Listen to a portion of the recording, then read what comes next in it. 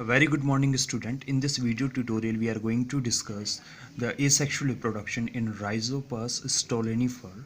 When there is no reproductive season and the Rhizopus is not reproducing, so the vegetative structure of Rhizopus shows two types of hyphae: the stoloniferous hyphae that grow over the substratum and the rhizoidal hyphae that grow inside the substratum and participate in absorption of foodstuff. But in the reproductive season, what happens? From the stolonifer hyphae, a vertical growth arise and some of the nuclei migrates into this vertical growth, and soon after the tip of this vertical growth swell up and nuclei also migrate in that tip.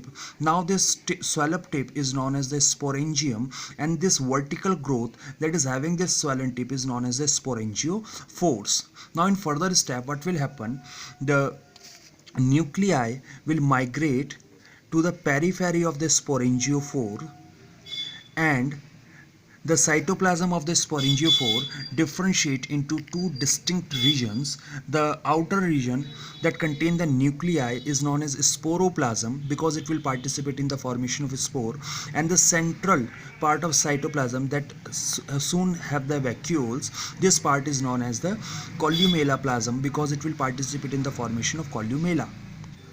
So after the differentiation of the cytoplasm of sporangium into two parts, the nuclei in the periphery, they will divide multiple times and a large number of nuclei will appear on the periphery of the sporangium.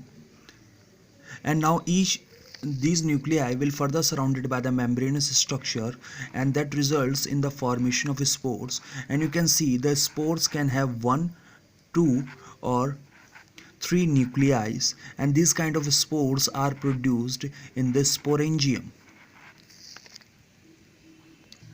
When the spores are produced and the sporangium is now matured, this sporangium will burst and release the spores in the air.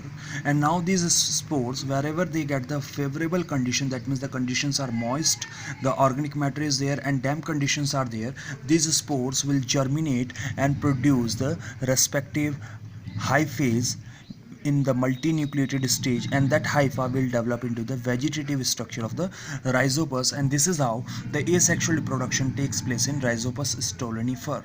In further videos we will discuss about its asexual reproduction. Thank you.